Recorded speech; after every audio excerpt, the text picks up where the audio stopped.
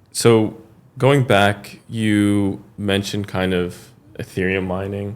I'm imagining like maybe like a basement with like a bunch of computers all over the place. And could you describe that a bit and how you transitioned into? I'll be absolutely happy to do that. Yeah.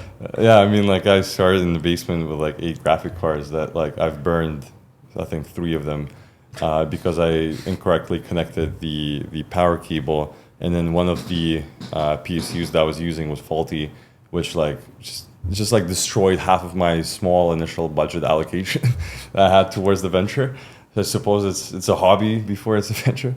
But yeah, it started in my basement, and then I grew it out into like a more sort of commercial enterprise, scaling with the bull market. I was just like super fortunate to be able to start it like early on. But the core mindset was like, hey, like these little like silicon computers are able to yield you internet money. And at that point in time, like I sort of knew little about like the actual upkeep of the consensus mechanism and like sort of like what the game theoretics of proof of work actually entail up until you actually start putting in any meaningful funds into it. And then like it gets the engine running. So I got into that, sort of scaled it up. It's still operating to this day, not the Ethereum mining part, but the Bitcoin ASICs that we were then transitioning into, which was a whole other story because it's like a commercial operation. Like, we're operating in DeFi now, but like no one ever thinks about what your electrical input costs are, right? Like, and like it's just like a completely different sort of mindset to operating in the industry. So I was able to grow it, and now it's sort of a standalone, like sort of like passive operation. I'm still very enthused about, but something that requires very little maintenance. For me, the Ethereum POV mining was back in the days, like in 2019, 2020. My brother's friend got into it, and then he told me about it. And I was like, yeah, sure, let's do it. But back in the days, like he helped me set up the operation. So I had the privilege of not burning through the different GPUs. But then I was just, okay, this is magic internet mining pretty much. Let's just sell it all. And, this is what's going to keep it up. And then the next year I actually was working in this VC, and that guy told me he was early in Aave. He was early. I think he participated in Ethereum ICO, like a very early investor. And he was telling me about the potential of DeFi, and I was like, "Why was I selling? This wasn't a good play." Yeah, and so we usually do a common question. The podcast is called Exit Liquidity. I think one thing that's fun about working in this space is like, number goes up, everyone's happy, everyone does a little trading on the side. Was there a moment where you guys, might have been Exit Liquidity that describes your story? Oh yeah. There's been multiple times when I bought the top in November. I suppose the story time. So there's a particular project called Tokenomics. That I got absolutely rinsed on. And like I truly still think that like the idea is actually really solid in sort of directing liquidity via incentives, which sort of Curve and Convex and like Vodium and Aura, like all are still doing to this day. And that idea was novel, and I knew like the team, we were working with a team, and then at some point they just like fell off a cliff and they were nowhere to be found. And like it's sort of the bear market gets people, and like all of them were incredibly smart, but I think there was like a bug that just sort of broke the dam and the waterfall began in sort of the pressure that like ultimately the industry has on you, and all the negative press sort of pushes you down. So that was my little story. Yeah, for me it was buying. I believed in the super cycle back in November of 21, and I was like buying all the top. I was like, let's ape into everything. Fortunately, it wasn't a big amount, but I was the Exit Liquidity. I mean, Ethereum is probably one of the better plays from these days, but like I don't even want to name these projects. Like, let's just skip that part.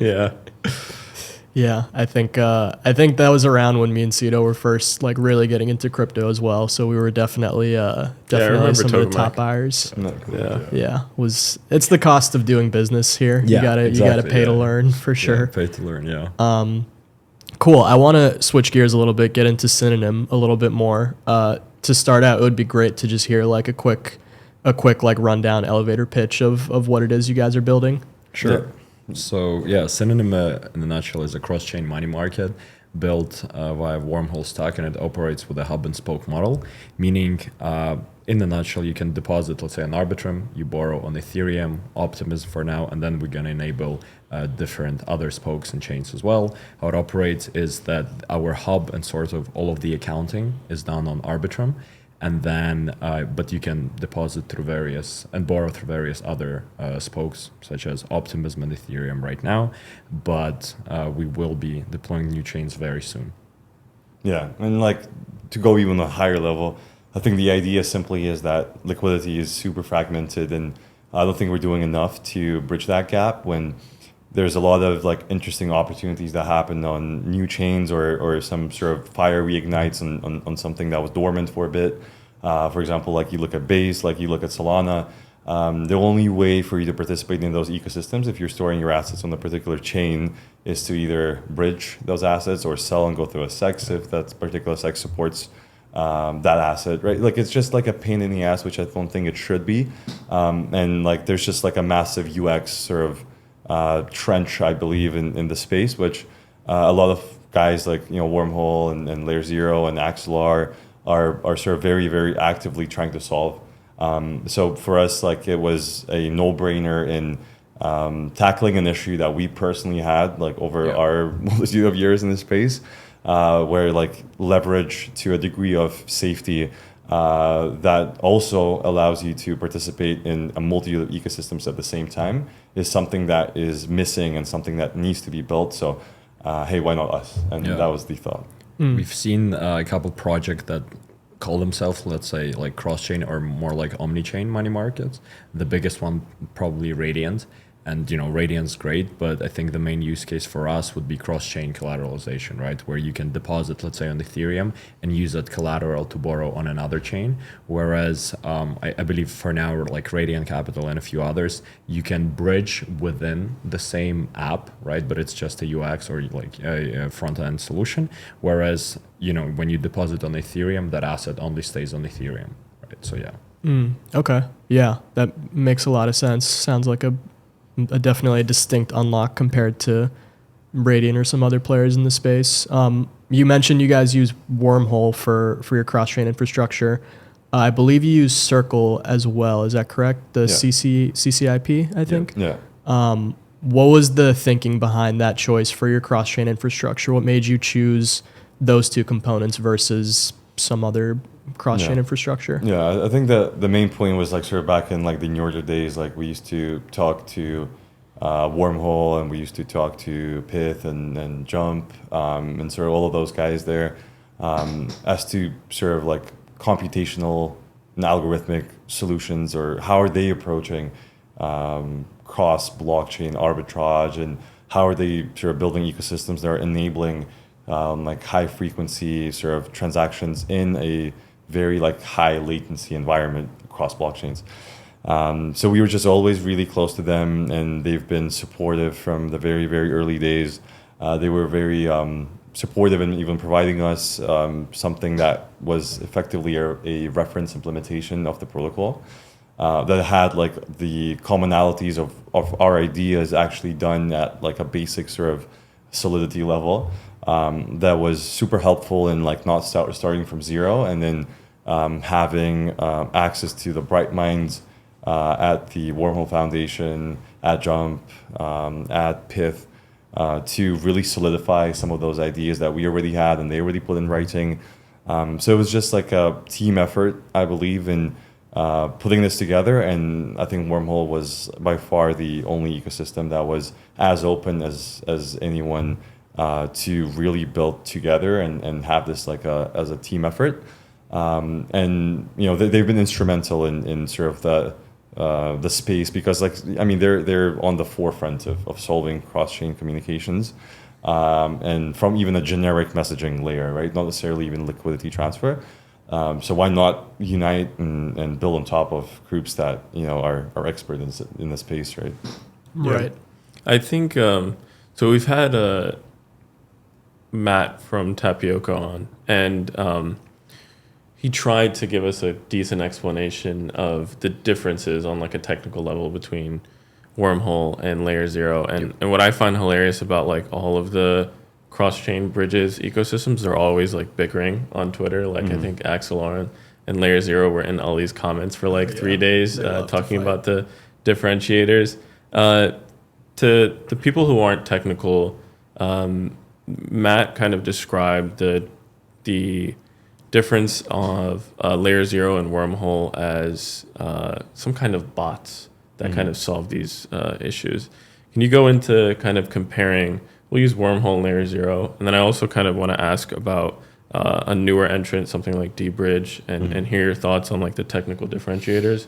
Of course, you guys went with Wormhole. It's the better one in your eyes, but kind of give us the reasoning why. Yeah, I mean, I would start with like that. Any generic messaging solution has its levels of decentralization and UX sort of on a spectrum, and the sort of pathway to decentralization has a ton of different buckets, and those the level to that decentralization has a direct effect on the latency of the set finality of a transaction.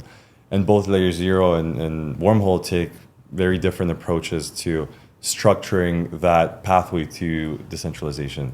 And you likely would need Brian and Anthony on to sort of dig a lot deeper into the fundamental discrepancies between the approaches to decentralization, because in the end of the day, they're like trying to accomplish the exact same thing, just doing it differently. Yep. What is more interesting to talk about, I think, is sort of the difference between messaging protocols and sort of the environment of coincidence of wants and intent.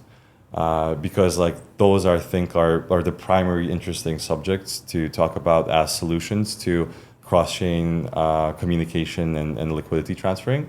Whereas if you look at something like a generic messaging protocol where you can send over any sort of data from one blockchain to another and have those blockchains communicate via sort of a solution that is intermediating these data transfers.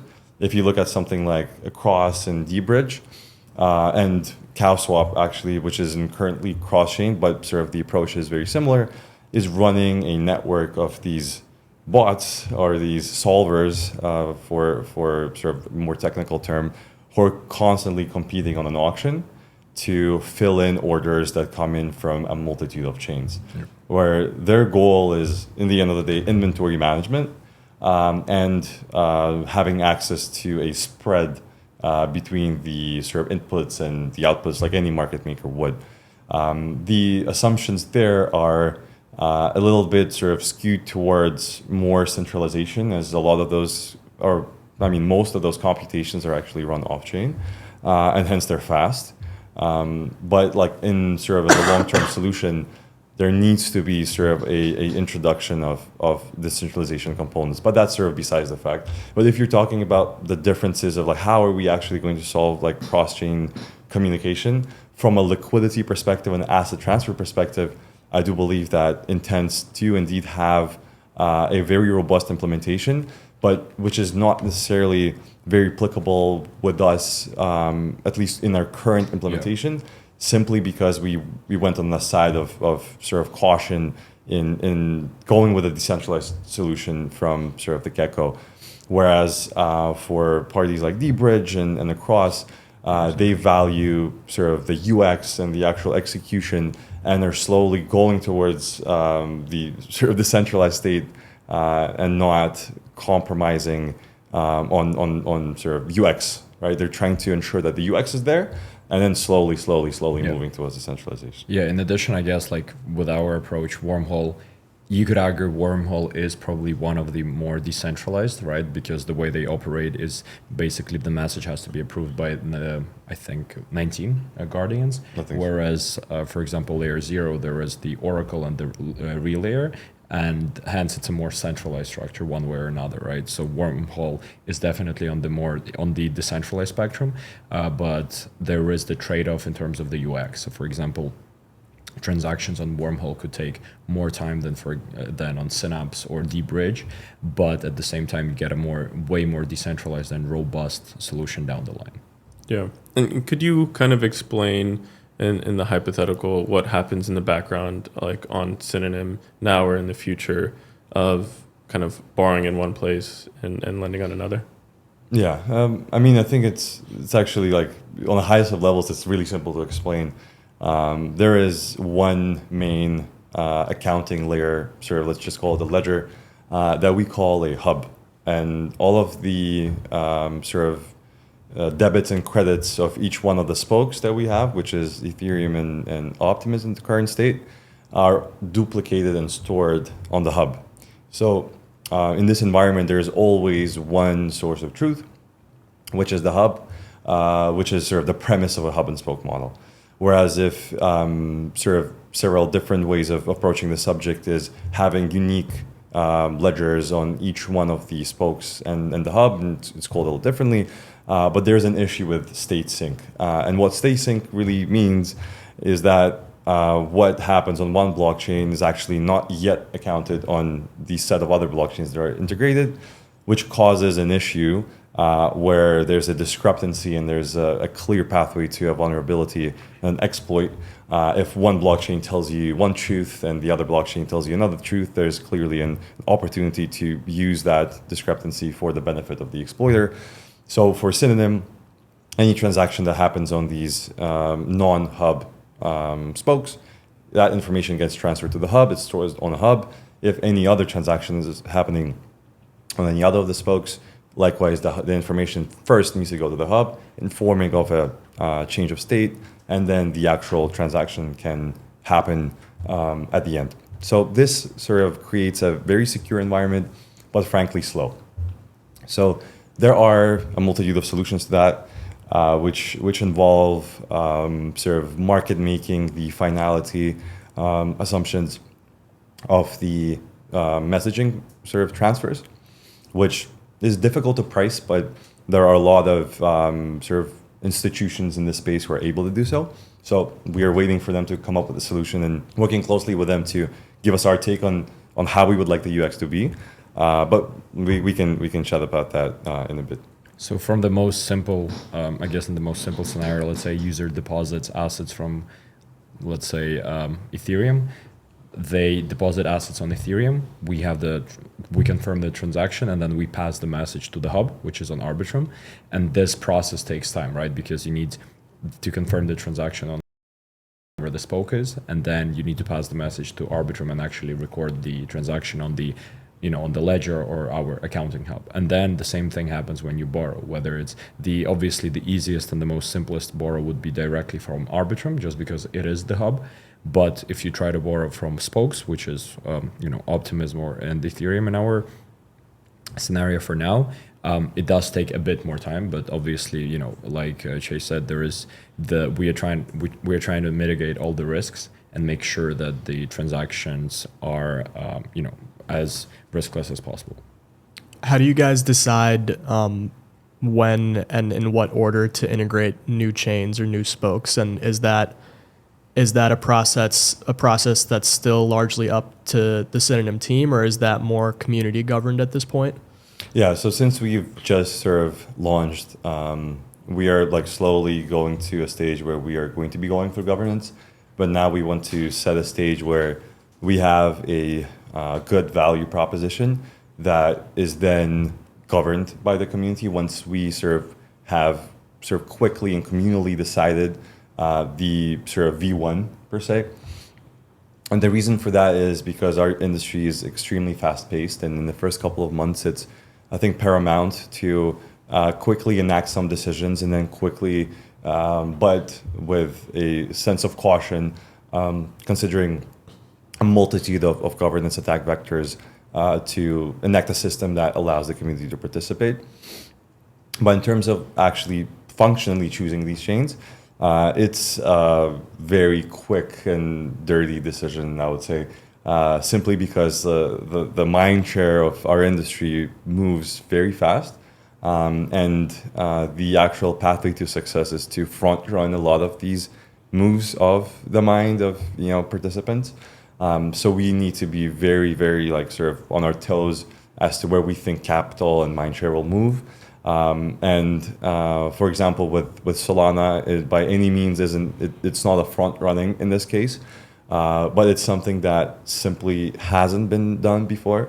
A EVM and SVM sort of marriage, because the environments are very, very different in implementation.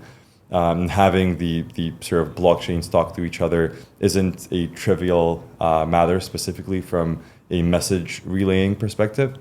So that's something that we are currently very actively working on, and providing sort of the first to market solution of a decentralized sort of ability for a user to borrow against assets cross EVM to SVM.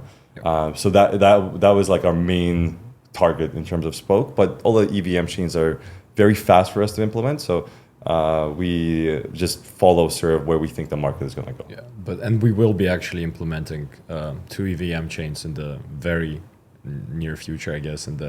It might be even live by the time the podcast comes out. And on top of that, I think the only limitation that we have for now is the integration with Wormhole, just because we operate on a model where we need Wormhole to use the Wormhole messaging protocol as to pass the message, right? Hence, we need a Wormhole to connect to this chain. And for now, for example, there has been a lot of attention on ZK-based rollups, which I believe were not part of the Wormhole ecosystem yet, but are now being slowly connected. And that's the only limitation we have. But we are very excited to connect and integrate with more chains, to work directly with the foundation, and to have their support, which is very detrimental for us. Yeah, makes a lot of sense. I think a lot of people are I mean, obviously it's no secret what's been happening with Solana and the demand for going between EVM chains, especially like rollups, the ZK rollups and Solana. So it's good to hear that there's stuff in the works there. You also talked about governance a little bit, and how like we've all seen projects who kind of fell victim to decentralizing too quickly and sacrificing decision making or agility in the process. I'm curious to hear how like how the token and incentives kind of play into the whole structure and ecosystem. I know there's a couple of different components. You guys have obviously the Syno token, there's vote locked Syno, and then there's also BIPS. Can you kind of break down how that works from a high level?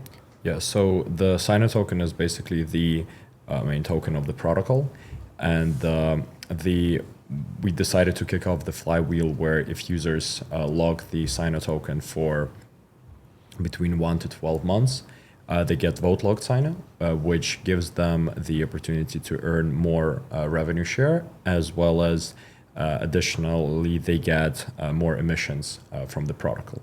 And additionally, we've realized, and we've recently launched the so-called BIPS program.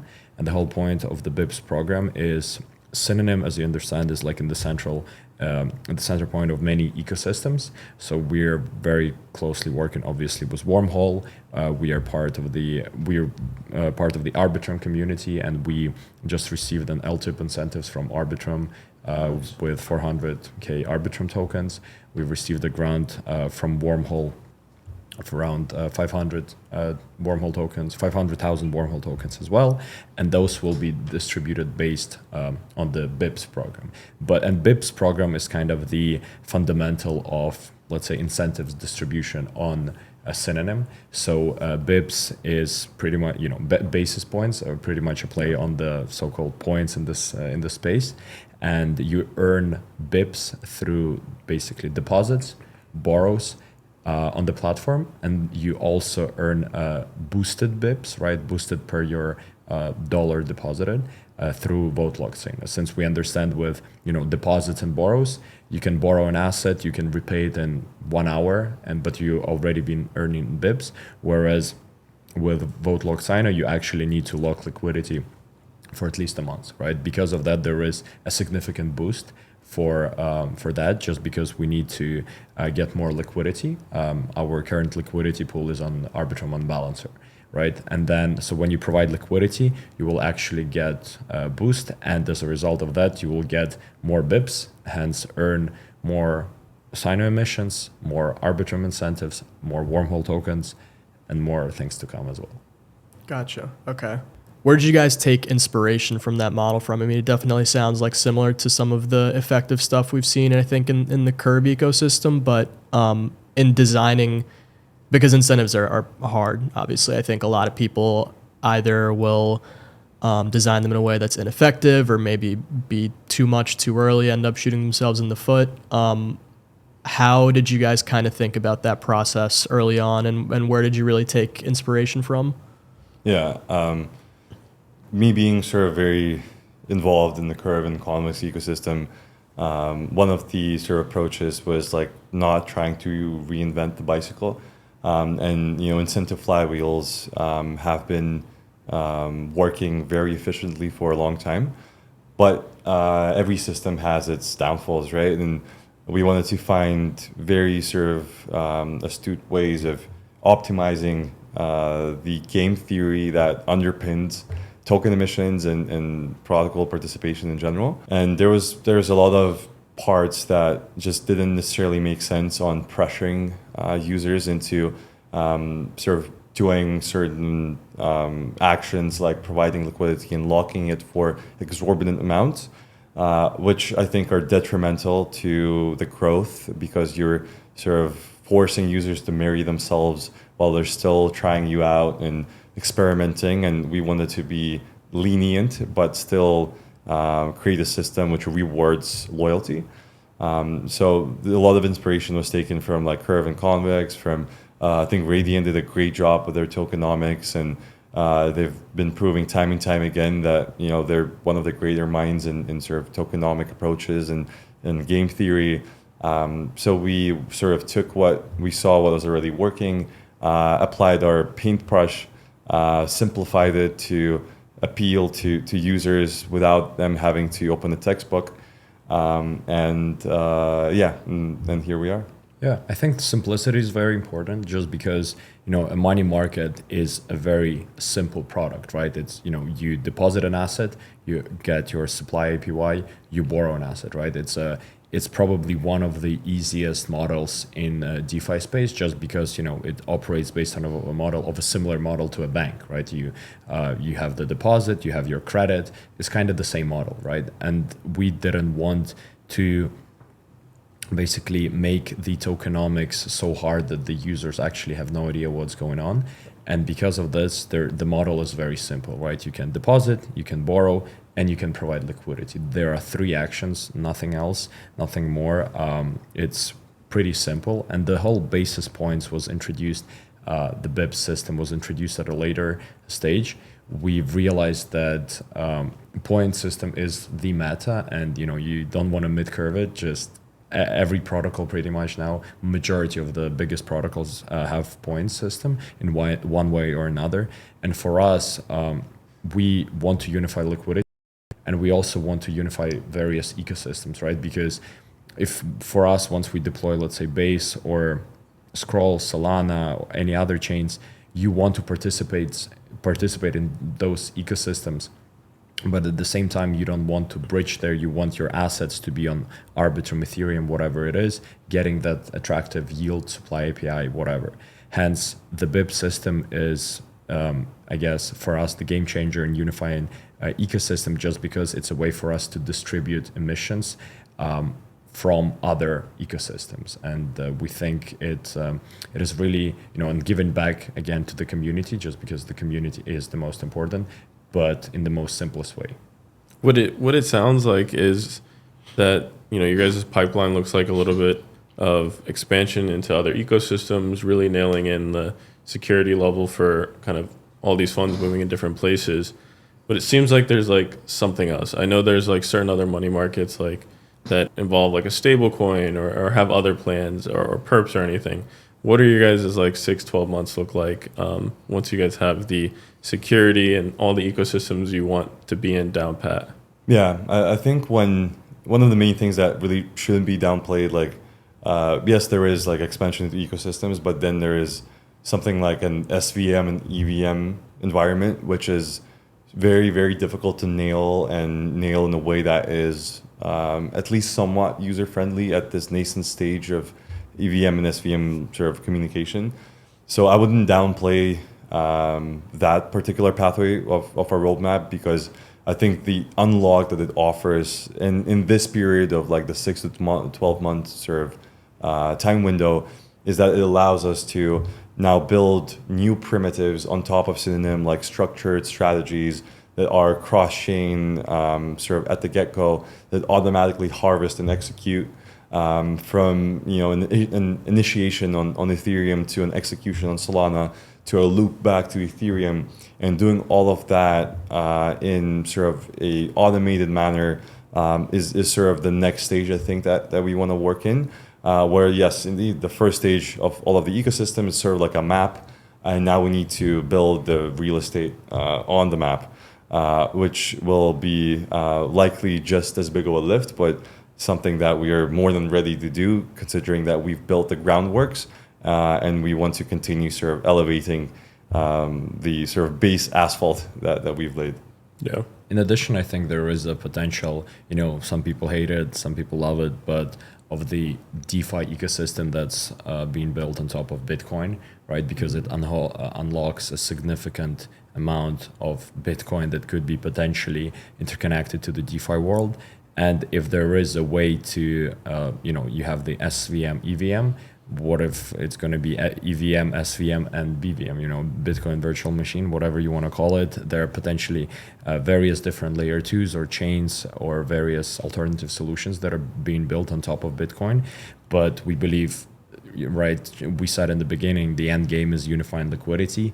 And with intents, with account abstraction potentially in the future where users, they just have an action, right? They want to do whatever they want. They don't care about the backend, because in a nutshell, when you're using your iPhone app, you don't really understand what's going on in the background, how the app works. You're just using the app. And we think if we want to onboard really like 1 billion users to crypto, we need to think about the user experience, and in the end game maybe in 5 to 10 years when we actually solve this and unify the liquidity, we think that maybe Synonym plays a role where we connect all of that.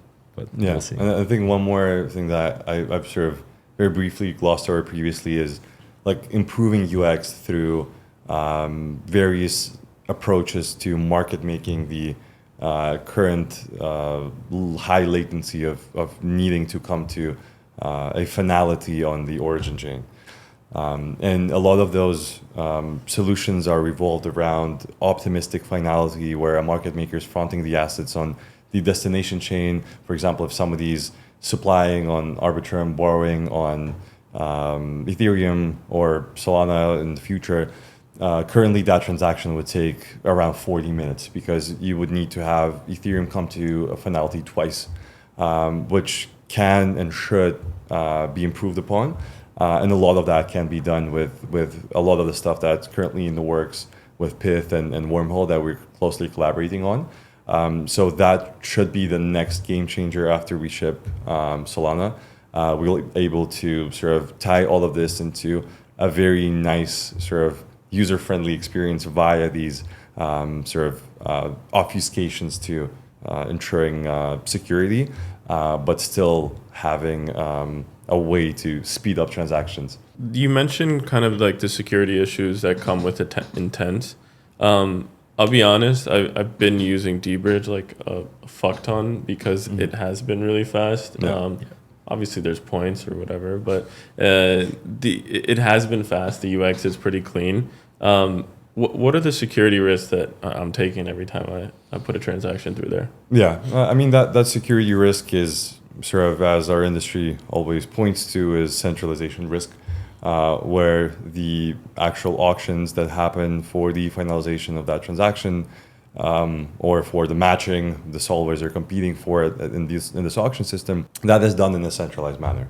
So if there is indeed an issue of a malicious actor colluding and executing and matching transactions that shouldn't be matched or aren't optimally efficient in that particular request or intent from a user to do a certain transaction, that is done completely off-chain, right? Mm-hmm. So there isn't a direct on-chain component here, and maybe for the right reasons, because it does make sense to assist like in this like transition to on-chain finance and ensuring the good UX. But it will inevitably at some point need to come to a state where there is a sufficiently robust, decentralized sort of approach to running a solar network. Yeah, that makes sense. So it's like a kind of like a grouping of people that are kind of, like you said, running solvers on these, Right. and no one else can kind of like jump in to solve, and one of them can kind of do the wrong trade to profit off somebody. Effectively, the groups can collude, and an auction system sort of the whole purpose is for people to and participants to compete. And when these systems are black boxes, users or sort of technical researchers out there aren't able to validate whether these systems are actually coming to the conclusions they're supposed to. And I personally have zero reason to even think or believe that anything like that is happening in a cross or deep bridge, but it's always best to have an ability to look into those systems, since that is sort of the ethos of our industry as opposed to trusting. But in any scenario, it will be something that will inevitably happen. And I salute the guys of taking the UX pathway first, because I think it's valuable. But we just decided to take the more secure, sort of decentralized, but yet a little bit clunky approach to the solution. Is there a world where you guys expect like to get faster or as fast as Absolutely. like a deep bridge and intense? Yeah, and that is done via optimistic finality of transactions, where the market maker is actually taking on the risk of a reorg on the origin chain and fronting the assets on the destination chain, and not waiting for that full 40 or 20 minute time to finality. So that risk is effectively outsourced to someone else, and that's the most reasonable pathway.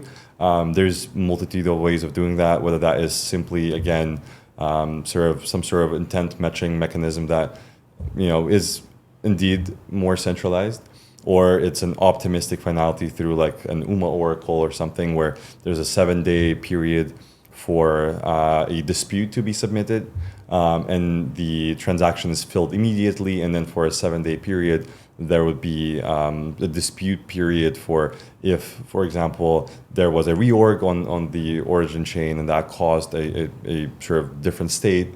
So there needs to be a sort of process of fund recovery, and that could be done like optimistically through like an UMA oracle. But all of these solutions are on the table.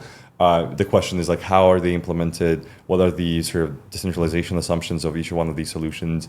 But all of this is possible and is currently in the works, and something that will most definitely be live within that sort of 6 to 12 month time period. Nice. Great stuff. I think we're about at time here. I know we have like people probably right outside the door waiting. But no, this is great stuff. It's always good to hear about like the different trade-offs of these systems, given like how complex things can get and the different design principles involved, and a lot of like users, especially like us, don't fully understand the like security trade-offs, or maybe like while you may get a faster experience or a better experience going one way, it may not be the most like aligned with what you're looking for. It may be exposing you to risks you're not super aware of. So it's good to hear, teams taking the more robust approach first and kind of working their way down from there. I like the way you put it, of like building the map first and then building up from there.